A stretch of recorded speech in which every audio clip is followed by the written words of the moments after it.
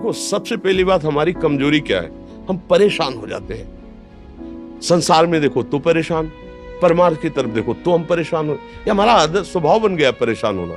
थोड़ा सा धैर्यवान बनो, गंभीर बनो। कोई भारी से भारी विपत्ति में परेशानी स्वीकार करके विपत्ति से थोड़ी निकला है, सुलझो। ठीक है, विपत्ति आई, समस्या आई, इसका समाधान होगा। ऐसा थोड़ी कि हमें नष्ट कर देगी। अगर अभी हमारी बड़ी हानि हो जाती है, हम कल इससे बड़ा लाभ प्राप्त कर सकते हैं। हमको एकदम बिल्कुल गंभीर रहना है, इतने कमजोर नहीं बन जाना। अब वो गए तो क्या होगा, अब वो वस्तु गई तो क्या, पद गया तो क्या होगा। प्रयास किया था, ये पद मिला था, इससे बड़ा पद प्राप्त करूंगा, मैं इससे बड़ा महान बनूंगा। ठीक है, एक बार गिर गया, गलती हो गई, दंड भोगूंगा, फिर इससे ज्यादा संयम में रहूंगा। बिल्कुल मतलब एकदम फ्रेश दिमाग रखना चाहिए। और अपने लोग क्या है, जरा सी बात में एकदम पछड़ा कर लेते हैं, एकदम कमजोर हो जाते हैं। ये बिल्कुल ठीक नहीं है। हम जीवन भर की यात्रा की बात कह रहे हैं, भारी से भारी कष्ट में भी मुस्कुराना, तो हमें बल मिला है, हमें भगवान की कृपा का दर्शन हुआ है, हमें उनका दुलार दिखाई दिया है। अगर ऐसे तो भाग जाते हैं, फिर परमार्थ में थोड़ी चलना होता है। आज जो आप सुन करके लाभ लेने की चेष्टा कर रहे हो ना, ये केवल प्रवचन नहीं है, ये जीवन है।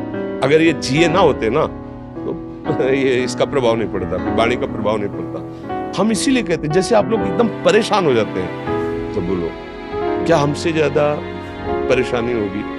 दोनों किडनी खराब, दवाई लाने के लिए पैसे नहीं, पानी रखा है हम उठ के पी नहीं सकते, भीषण शरीर में कष्ट, भीषण बुखार, क्योंकि किडनी फेल, जरा में बुखार, खाने को क्या, रोटी मांग के लाओ। अगर वहां सब्जी मिलती है तो लाल मिर्च ऐसी पड़ के मिलती थी कि पा नहीं सकते थे। आप सोचो, पानी लाना है तो मुझे लाना है, पीना है तो मुझे पीना है। अगर मैं हारता तो कहां पहुंच जाता, क्या स्थिति होती? नहीं, मरना है, पर कदम पीछे। कोई दिन ऐसा नहीं जिस दिन सेवा ना की हो, जिस दिन सेवा ना गए हो। गुरु जी की सेवा में जाना है, पहले अपने को स्वस्थ साबित करना है। वो सेवा नहीं लेंगे, तुम बीमार हो, तुम कष्ट में हो, सर उनकी दृष्टि बड़ी शांत हो। सेवा की, आके लेट गए, हिम्मत की, अपनी श्री जी की सेवा की, मधुकरी नहीं गई, 3-4 दिन भोजन नहीं गए, पर सेवा नहीं छोड़ी, दिनचर्या नहीं छोड़ी। और उसका प्रधान कारण संयम, ब्रह्मचर्य, भगवदाश्रय, नाम लो, कभी हारने नहीं।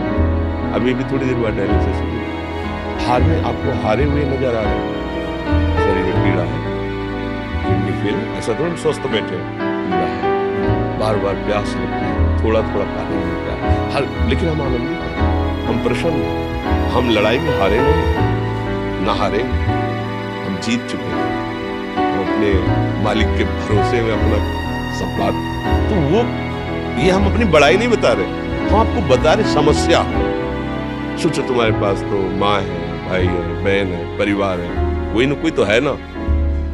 मेरा किसी ने कभी जीवन में ध्यान भी नहीं दिया, क्यों? बचपन से बाबा जी बन गए, किसी से प्यार नहीं, किसी से संबंध नहीं, कोई जानकारी नहीं, हम कहाँ हैं, वो कहाँ, किसी से कोई मतलब नहीं। जवान साधु कौन श्रद्धा करे? कभी गांव जाने की हिम्मत नहीं पड़ती कि रोटी मांग ले, पता नहीं लोग क्या सोचेंगे, क्या भावना कर ले। हम दरवाजे पे खड़े हैं, क्या कैसी भाव, जो हमारे सामने आकाश मृत्यु से आया यौवन अवस्था में, वही पाया, अन्यथा भूखे रह गए। जब हम हर समय अपने को विवेक के द्वारा सावधान रखे, तो हम कभी निराश नहीं हुए, कभी उदास नहीं हुए, कभी ऐसा नहीं लगा कि यार हम दुखी, कभी नहीं लगा।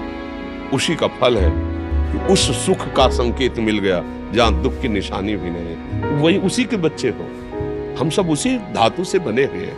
हम इतना क्यों परेशान हो जाते हैं? हम ये देखते हैं, अपने लोग थोड़ी बात बिगड़ गई परेशान, नहीं बिगड़ी तो बिगड़ जाने की संभावना में परेशान है। आज सुख है, लेकिन कल सुख छिन जाएगा तो हम आज के सुख में सुखी ना होकर कल के दुख की आने की संभावना में हम भयभीत हो। मतलब क्या हमारी सोच रह गई? हमको इतना बलवान बनना है कि सुख और दुख दोनों हमको छू न सके। भारी से भारी सुख की व्यवस्था है तो अहंकार नहीं, हर्षित होकर किसी का अपमान न करे कि हम धनी, हम पदाधिकारी, अमुक। भारी से भारी दुख आया तो हमें किसी के सहयोग की जरूरत नहीं, हम फिर अपने कदम बढ़ाएंगे, हम फिर जुड़ी हुई अपनी भावनाओं को सजाएंगे। मस्त जीवन एकदम। तुम अविनाशी के बच्चे हो।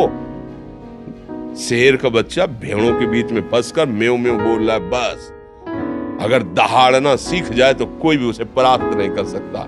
ऐसे भगवद अंश तू प्रपंच में फंसकर अपने को इतना दीन क्यों देख रहा है? तू ऐसा है कि भगवान के दिव्यास्त्र में भी ताकत नहीं तेरे को मार सके। तू अविनाशी का अविनाशी बच्चा है। विनाशी भोगों को, विनाशी शरीर को मैं मान के इतना भयभीत, इतना दुख ठीक नहीं। ये सबके लिए, केवल एक के लिए नहीं। आप समझो, आप लोग सोचते हैं हम गृहस्थ होकर भला ऐसी स्थिति कैसे?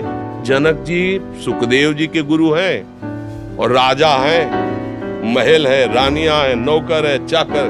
क्या सुखदेव जी जिनके शरीर में लंगोटी भी नहीं है, दिगंबर, परमहंस, परमहंस के गुरु है जनक जी जो राजा हैं। समझो आप ऐसा ना सोचे कि हम नौकरी कर रहे हैं, हम संसार में, हम गृहस्थ हैं, हम अध्यात्म की ऊंचाई पर नहीं चढ़ सकते। नहीं, आप एक सरकारी नौकरी या आप किसानी या व्यापार करते हुए आप एक अध्यात्म की ऊंचाई में चढ़ सकते हैं। और अध्यात्म ही है जो तुम्हें इस माया के दुख सुख से ऊपर उठा सकता है। दूसरा, चाहे जितनी संपत्ति आ जाए, आप सुखी नहीं हो सकते। सब देख लो, आंख खोल के देख लो, अध्यात्म ही है जो तुम्हें हर कष्ट सहकर मुस्कुराकर जीने का रास्ता बता देगा कि आप आनंदित हो जाओगे। कुछ नहीं बिगड़ा। अध्यात्म है तो कुछ नहीं बिगड़ा, अध्यात्म नहीं है तो कुछ नहीं बना, कुछ हाथ नहीं लगने वाला।